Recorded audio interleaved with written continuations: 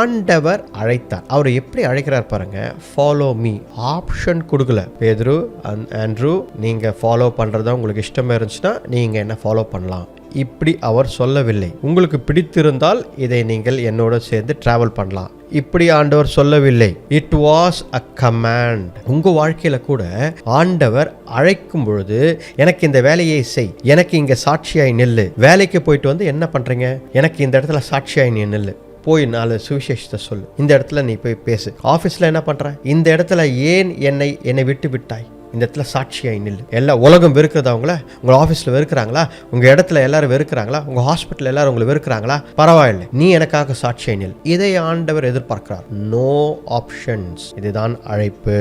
நல்லா ஞாபகம் வச்சுக்கோங்க. செய்ய முடிஞ்சா செய்யுங்க, கஷ்டமா தான் விட்டுடுங்க, பரவாயில்லை, அப்புறமா பார்த்துக்கலாம். இதெல்லாம் ஆண்டவரோட அழைப்பு கிடையாது.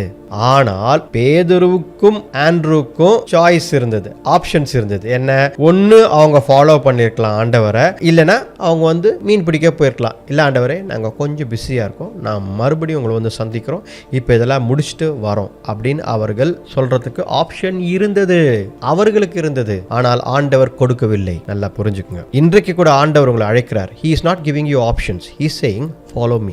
ஆப்ஷன் கொடுக்காம ஆண்டவர் அழைக்கிறார். அதுதான் அழைப்பு. ஆனா உங்களுக்கு ஆப்ஷன் இருக்கு. என்ன, நீங்க செஞ்சா செய்யலாம், செய்யாமல் போலாம். நீங்க கர்த்தருக்கு நேர்மையா நிற்கணும், கர்த்தருடைய வார்த்தையை கேட்டு அதன்படி செய்யணும்னா உங்களுக்கு அந்த ஆப்ஷன். நீங்களா கர்த்தருக்காக அழைக்கப்பட்டவர்களா?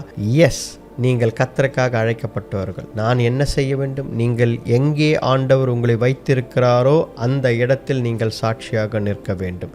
எங்கே ஆண்டவர் உங்களை அனுப்புகிறாரோ அந்த இடத்தில் நீங்கள் சாட்சியாக உங்கள் கேரக்டரை நீங்கள் ஒரு ரைச்சஸ் மேனா, நீதிமானாய் இருக்கணும், ஒரு ஹம்பிள் பர்சனாக இருக்கணும். உங்களை பார்க்கும் பொழுது ஆண்டவர் இயேசு கிறிஸ்துவை அவர்கள் பார்க்க வேண்டும். நீங்கள் பேசும் பொழுது உங்கள் வார்த்தையை பார்த்தா இவர் தேவ மனிதனாக இருக்கிறார் அப்படின்னு தெரியணும். அதுதான் ஒரு அழைப்பு, காலிங், சாட்சி.